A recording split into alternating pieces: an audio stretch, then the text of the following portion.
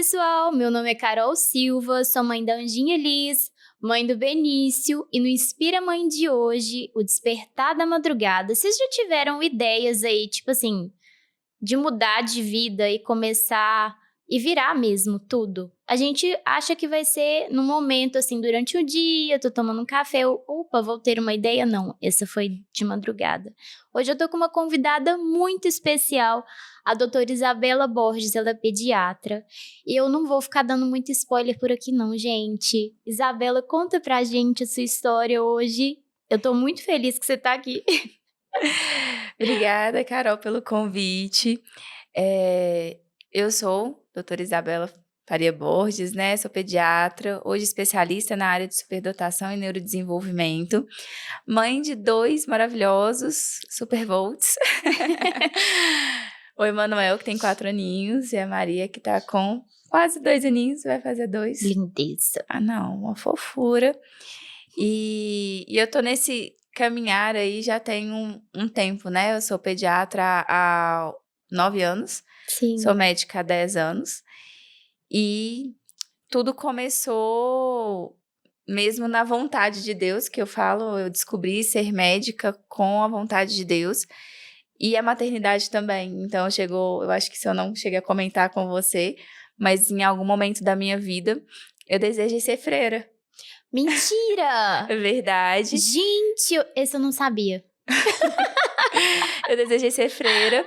E aí, eu fiz uma oração vocacional para ver aonde eu estaria, né? Para Sim. onde eu iria. E eu me vi grávida.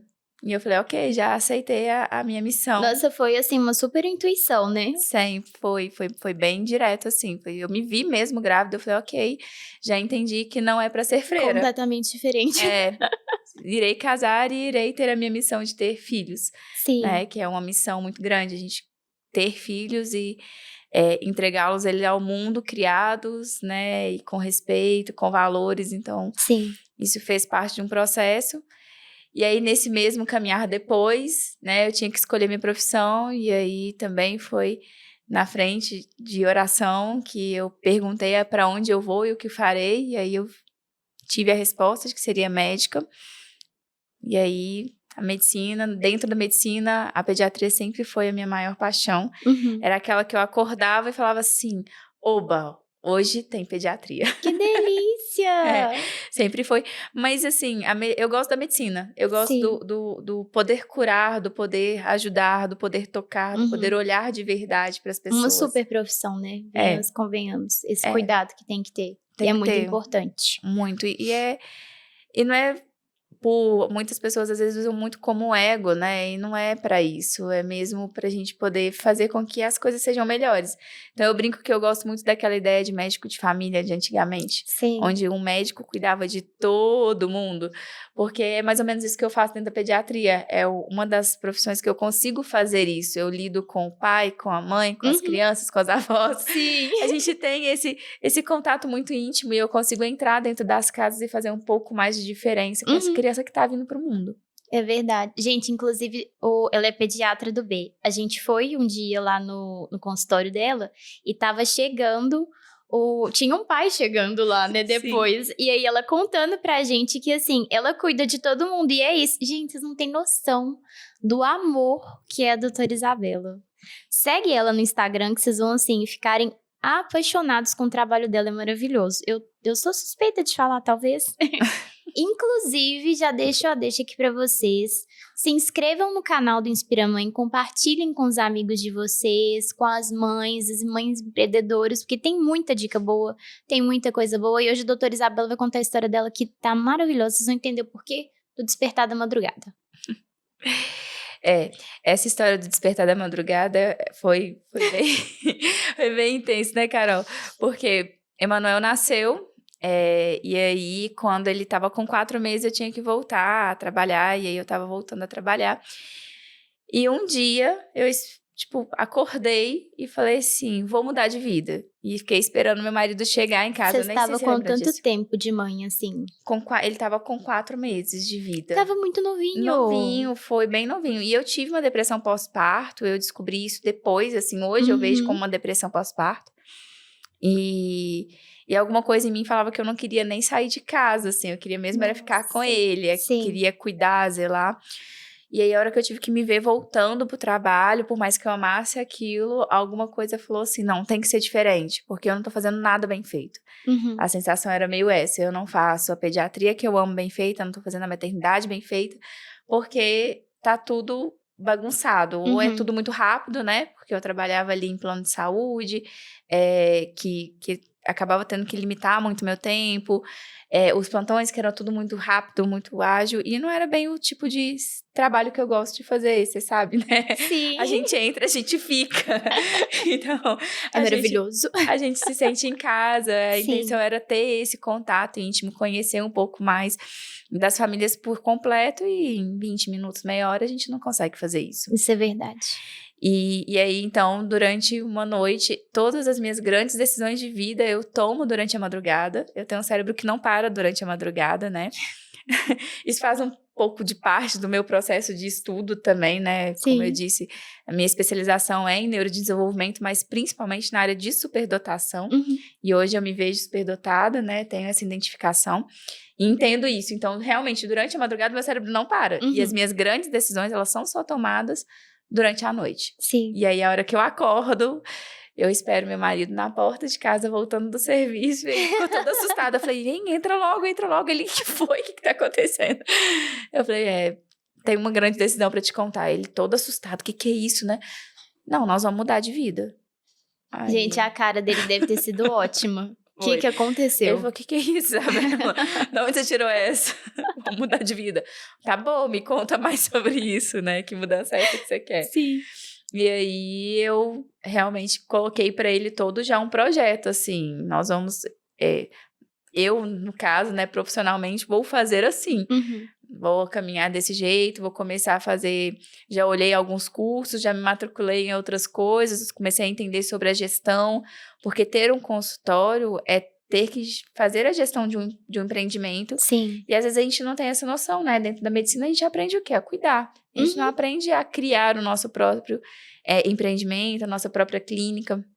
Então, comecei a fazer esse trabalho de um processo mesmo. Nada, tipo, nenhuma decisão é tomada no súbito da madrugada e fica pelo súbito da madrugada. Sim. Eu passo Tem um pelo processo.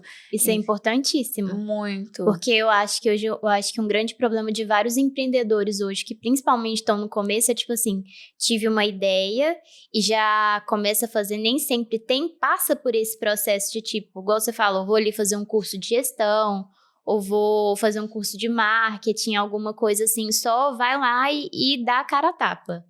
Eu mesma, eu só me enfiei e eu fiz um curso de fotografia e depois... O que mais que eu fiz? Fiz um pouquinho de marketing, não fiz gestão, gente. Isso foi, assim, péssimo, porque todo negócio você precisa saber gerir um negócio. Isso é muito importante.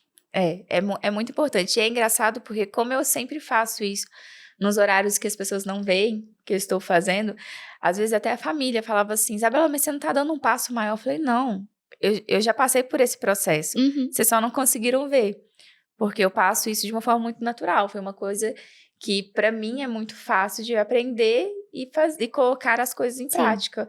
Então, eu fui aprendendo e fui colocando em prática, fazendo a transformação. Foi uma transformação de 1 ano. E aí, depois de 1 ano, né? Então, Emanuel já com 1 ano e 4...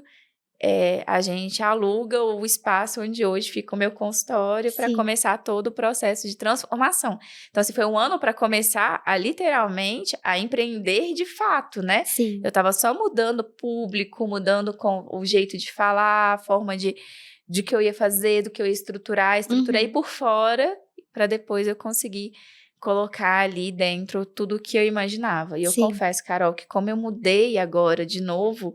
Eu queria mudar meu consultório inteiro outra vez. Ai, meu Deus! Mas eu falei que agora eu não vou fazer isso, porque não é o momento. Ah, ele é tão lindo! Mas ele foi pensado para um tipo de atendimento que eu amo fazer, que era atender as mães logo no puerpério. Então, pegar o bebezinho assim que nasce. Ele é super acolhedor, é verdade. Dificuldade de amamentação. Eu amo falar sobre amamentação, amo cuidado desde muito novinho. mas já aceitei que com essa nova transição, o que vai vir são as crianças um pouco maiores. Sim. E é o que tem acontecido. Então, eu pego aí criancinhas, né, próximos de 2 aninhos, meninos mais velhos de 6, 8 anos. Inclusive, tenho atendido adultos, porque há um déficit, né, de conhecimento sobre a superdotação e condições clínicas. Então, eu já tenho aí alguns terapeutas que falam, atende, por favor, que eu preciso, que eu falei, tá bom, vem, pode mandar que a gente... Nossa, às vezes até pensar indicar. assim, não sei, mas futuramente, ideias à parte, ou ideias no meio do programa, vamos lá. Futuramente, assim, talvez uma clínica, né? Sim. Que auxilie mais pessoas e atinjam outros públicos. Um público maior.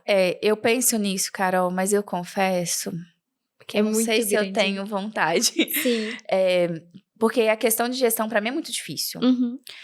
Dentro da própria superdotação, a gente entende, e aí hoje, entendendo meu funcionamento, eu entendo um pouco disso. Sim. De que a parte executiva é muito mais complicada para mim. A parte burocrática, enviar e-mail, fazer planilha, isso me gasta tanta energia. Por mais que pareça banal para a grande maioria das pessoas, para mim é muito mais difícil do que sentar e traduzir vários artigos e coligar várias informações e fazer um atendimento bem feito. Então, sabendo disso, eu não sei até onde eu tenho a disposição para isso. Sim. Mas se eu encontrar alguém que tem essa disposição, talvez... Com certeza, delegar, né, as funções ali, pra você ficar mais tranquila. Então, hoje é mais você, assim, no seu trabalho. Sou eu. Eu tenho várias parcerias. Então, eu tenho vários profissionais que trabalham junto comigo. E a gente trabalha nesse vai e vem de informações. Então, eu tenho a nutricionista que eu confio, eu tenho o psicólogo que eu confio, eu tenho as pessoas em quem eu posso indicar, né? Mas não dentro comigo, ali no consultório ainda não. Mesmo um consultório só meu. Doutora, em algum momento você já pensou em desistir? Já e não. Como é que foi esse já e não? O já é porque, assim, quando eu tive que voltar ao trabalho com o Emanuel muito pequenininho, eu falei, não quero trabalhar mais. Eu quero ficar em casa. Sim. Eu quero só poder criar esse serzinho que depende completamente de mim. E tudo no mundo, para ele até agora, vai depender de mim. Sou eu, né? O pai, a mãe. Então, meu marido é muito presente. Ele é pai mesmo. Então, acaba que nesse momento eu dei uma rateada. Eu falei, amor, segura as pontas aí e deixa eu ficar... Mas, ao mesmo tempo, tem essa questão de não conseguir ficar, né? Eu tenho essa necessidade de ajudar o outro. Isso faz muito parte de mim. Então, não fazer isso é como não fazer o que eu sou, o que eu vim para fazer. A sua vocação, né? Que você pediu lá atrás. Lá atrás, exatamente. Sim. É como se eu parasse aquilo que foi pedido mesmo, e foi perguntado. Então, realmente... De certa forma, o Emanuel, ele foi os dois extremos na minha vida. Entre eu não quero fazer mais isso, eu quero parar com tudo, e não, eu quero continuar. É uma coisa que eu falo muito, Carol, com as mães dentro do meu consultório, quando estão nesse momento, é que a gente pode levar a maternidade por 2 ângulos. Ou a gente manda ela na dificuldade que ela é, e fala, nossa, a maternidade é muito difícil, é muito intenso, eu fico muito cansada. Ou a gente pega a maternidade e aprende a força que ela nos dá. Isso é verdade. Porque, pra mim, não existe no mundo uma virada na vida de alguém que seja mais potente do que ser mãe. Concordo muito. Porque é isso, se perceber os seus limites e entender que eles não são limites. É entender que as suas dificuldades não são dificuldades nenhuma perto de tudo que você tem pra fazer ali. E é ser exemplo. Então, sair de casa e estar trabalhando não é um problema. E é ser exemplo para os meus filhos. Então, meus filhos, eles já entendem isso. Hoje, quando eu tava para sair, Emanuel tava brincando com a Maria de pai e mãe. Ele era o pai.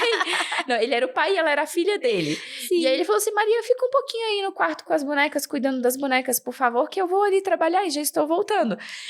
Então, assim, ele já percebe que na nossa casa há esse movimento de fluxo, de que às vezes eles vão ficar com alguém, que normalmente é o pai, né? Ou uma rede de apoio que a gente tem, que aqui é bem pequena, então normalmente a gente deixa com o pai ou comigo.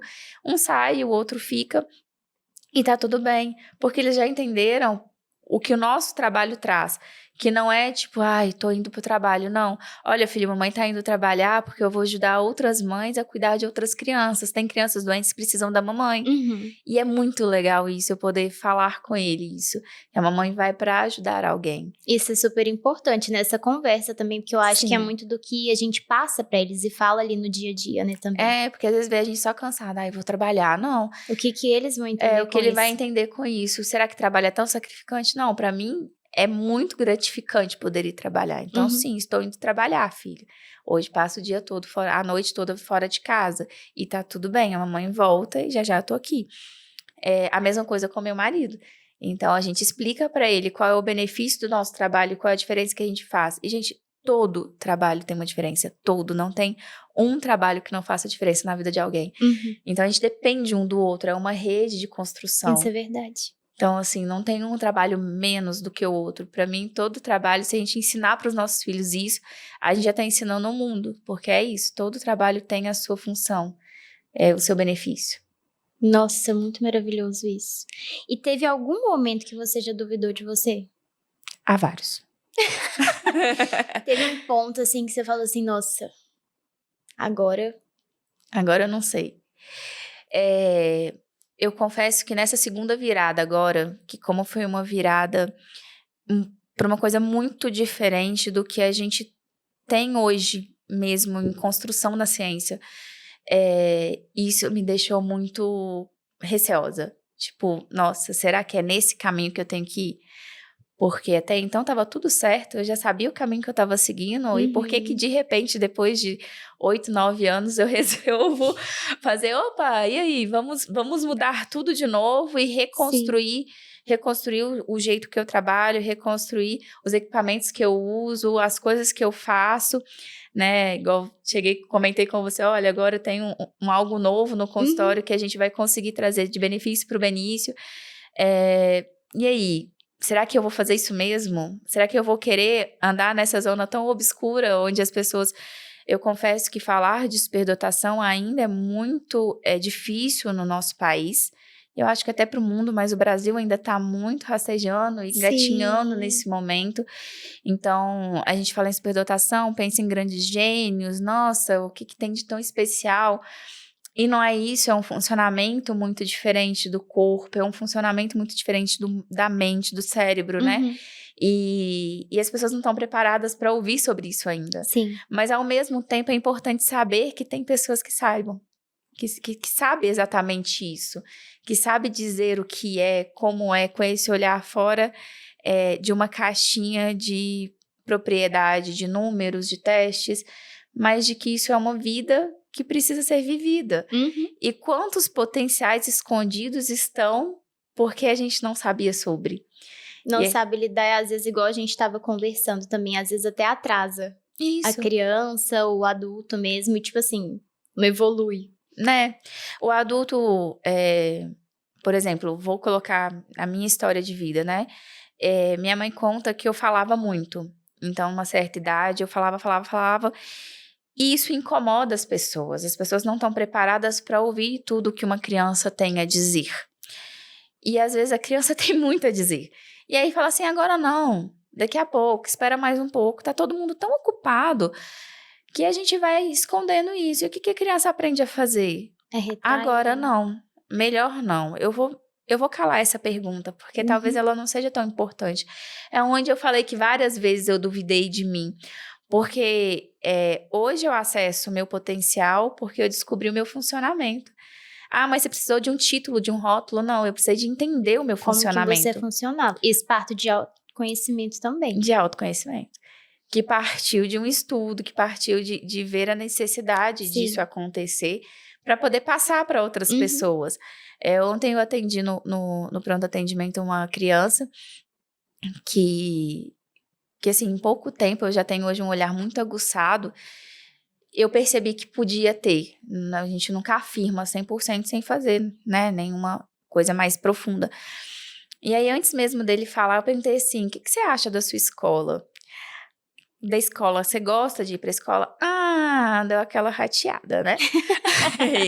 Já um adolescente, mas falou assim, resposta de adolescente, né? Aí eu falei assim, quer ver que eu vou responder algo muito próprio para você? Você gosta de estar na escola para encontrar com algumas poucas pessoas, e essas poucas pessoas te trazem muito interesse, que é muito legal de estar junto. Mas, ao mesmo tempo, você não gosta muito de estar na escola, porque você tem que ver a mesma coisa várias vezes e você já sabe. E tem uma pessoa dentro da sua sala de aula que faz a seguinte pergunta e isso te mata todos os dias. Professora, eu não entendi nada, explica de novo. Isso. Aí ele olhou pra mim meio assustado, assim, é mais ou menos isso. Falei assim, isso faz parte de entender o funcionamento. Sim. Porque hoje eu entendo o que as crianças passam dentro das escolas, quais são as dificuldades que elas vivem ali naquele ambiente. E muitas das vezes não é vista. Um adolescente que passou a vida inteira não sendo tão reconhecido, mas porque para os pais já tem uma nota de corte alta. Geralmente os pais também são. E para eles é normal. Então, assim, a criança saber de ciência, muito de astronomia, muito de... É normal, porque eles são assim. Então, meu filho também é, e tá tudo bem. Eu só Ele é normal igual eu sou normal, né? Faz parte da minha normalidade. E eu não sou nada tão especial assim. Porque a sensação normalmente é essa. Eu não sou nada... A gente foi criado assim. Sim, eu não sou nada tão especial assim. Porque no meio onde eu vivi, não era nada tão especial assim, né? Hoje, vendo na história da minha família, meu avô lia 5 livros ao mesmo tempo. Falava de vários assuntos ao mesmo tempo. A minha avó, isso tudo por parte de pai, era uma pintora, uma artista plástica maravilhosa, nunca fez uma aula. Do lado da minha mãe, meu avô foi jogador de futebol profissional, numa época onde isso não era considerado, né? E a minha avó, que não chegou a completar os ensinos, era de uma sabedoria de vida que era fenomenal, assim. Sim. Que hoje eu consigo entender de onde parte tudo isso. Então, a gente realmente viveu dentro de uma família que era dotada de potencial escondido, né? Alguns foram apresentados, outros não. Nossa. Chega até a ser um pouco frustrante, né? Porque às vezes traz alguns dons pra nossa vida, igual você mesmo tem sua pediatria maravilhosa, esse cuidado com a gente. E as pessoas ficam ali desperdiçadas, não levam pro mundo. Sim. Isso é triste. É muito triste. E eu falo que hoje eu peguei isso como uma missão. Porque o potencial, ele não morre. Ele fica adormecido. Então, independente da idade, da criança, do adulto, do adolescente que chega para mim, se tem um potencial, independente de ser superdotado ou não, se tem um potencial, a gente tem ele. Ele tem que ser visto, ele tem que ser ouvido, ele tem que ser seguido. É aquela questão da intuição, siga seu coração, que ele fala muito mais. Então, às vezes eu brinco com o meu filho assim, às vezes ele vai responder, aí ele vai responder errado, porque ele pensou demais. E eu era bem assim. Aí eu falo com ele assim, ó, filho, faz o seguinte, não pensa. A primeira resposta que vier na sua cabeça, você me dá. E normalmente ela acerta. Porque é isso, a gente tem que confiar um pouquinho mais na gente. A gente quer tanto fazer perfeito que a gente fica ali martelando e não vai. O feito é melhor que perfeito. O feito é melhor que perfeito. Mas às vezes o perfeito só é feito depois que você tentou ali fazer e errou e foi indo. Você fez de novo. É verdade. Gente, é muita coisa. Doutora, hoje existe alguma culpa? Você falou que escolheu ali entre ou ver a maternidade como uma dificuldade ou, tipo, vou seguir porque faz parte, né, o fluxo. Mas tem alguma culpa que te acompanha? Tanto nesse âmbito materno ou profissional? Não. Não tem, Carol. Sabe por quê? Porque eu não acho certo uma mãe se culpar de nada nessa vida. Se você fez errado, você fez querendo acertar. Então, eu lido muito com a minha vida assim, com uma forma mais leve. Sim. Tirando o peso. Lógico que, num momento específico, às vezes a gente sente ali aquela culpa. Por exemplo, eu tenho 2, né? De um tá chorando, eu dou atenção pra um, não dá pro outro. Dá uma dorzinha no coração. Mas eu não levo isso pra uma verdade. Tipo, isso eu realmente sinto que eu me sinto mal, eu sou culpada porque eu tô deixando meus filhos para sair para trabalhar, ou eu tô deixando o meu consultório para atender os meus filhos nesse momento. Então, não. Eu acho que a gente tem que entender que são 2 caminhos que eles podem caminhar juntos. são as máscaras da vida, né? Nós temos várias vertentes e a gente tem que saber lidar com elas. Então, eu realmente não me culpo de não estar nesses momentos, mas eu também coloco prioridades. Então, na minha vida, a minha família é minha prioridade. O meu trabalho, ele vem em segundo ponto. Sim. E aí, como consequência do trabalho, eu tenho dinheiro. Então, eu começo com Deus, passa para a família, trabalho, dinheiro, e aí o resto tudo é consequência. Então, eu acho que ter isso muito bem delimitado na minha vida faz a diferença em ser quem eu sou. E faz a diferença de eu não me sentir culpada, pesada e carregada com todas as dificuldades, porque senão a gente não sai do lugar. Eu me culpo porque meu filho não dorme, eu me culpo porque meu filho comeu errado, eu me culpo porque... Eu me culpo, senão você só se culpa, é o peso da maternidade. Sim. Inclusive, eu escutei muito, assim, na minha primeira gestação mesmo, que nasce uma mãe, nasce uma culpa. E eu fiquei me perguntando várias vezes, como assim que nasce uma mãe, nasce uma culpa? Eu fiquei tipo, nossa, vai ser pesado mesmo? Não dá pra ser leve? Foi assim com a minha mãe? Foi assim com a minha avó? Mas pra que isso? Eu vou ficar me culpando de que eu tô fazendo tudo que eu posso. A minha mãe fez tudo que ela podia. A minha avó fez tudo que ela podia com o que ela tinha. Então, por que culpa? Eu sempre fiquei com isso na cabeça. E aí, depois que veio o Benício, já falei com vocês que depois eu vou contar sobre a Alice. Então, vocês aguardem, tá? Que vai sair esse episódio. Depois que veio o Benício, eu me culpei muito. Em vários aspectos, tipo assim, poxa, eu não consegui dar atenção pra ele agora. Nossa, eu preciso trabalhar. E por muito tempo foi muito pesado. Só que em momentos eu tô tentando cada vez mais transmutar isso pra ficar mais leve, porque pra que eu vou ficar carregando esse peso? Eu tô cansada. E a gente fica mais cansado quando a gente se culpa, porque vira um fardo a mais. Eu não quero isso mais. A gente não precisa disso. E você falou com tanta leveza agora, com tanta, sabe, que foi tão claro isso. Gente, fica essa dica, porque o que eu mais vejo hoje das pessoas falando sobre maternidade é sobre um peso muito grande. E a gente não precisa carregar essa culpa. A doutora Isabela colocou muito bem isso. Então, vai ficar aí esse conselho maravilhoso. Tá bom? Obrigada de nada. Ai, deixa eu sair dessas partes de culpa. O que mudou em você depois disso tudo, assim? O que a maternidade mais te modificou? Acredito que sim, nesse âmbito profissional principalmente, né? Que nasceu tudo, mas hoje, assim, o que você vê? A maternidade me mudou por completo. E eu confesso que eu não queria voltar onde eu já estive. Porque muitas das vezes a gente fala, ai, nossa, eu queria pelo menos uma vez estar ali de novo. Não tenho essa vontade. Porque ela me fez crescer mesmo. Mentalmente falando, espiritualmente falando, essa força que vem mais de dentro do que de fora. E ao mesmo tempo, olhar para o nosso filho, olhar para um espelho, né? Sim. Então, toda vez que eu vejo os meus filhos, eu me vejo ali. Então, por isso que às vezes, e isso a gente já sabe que é real, que às vezes a mãe olha para as crianças e percebem-se nelas. E aí elas se sentem incomodadas.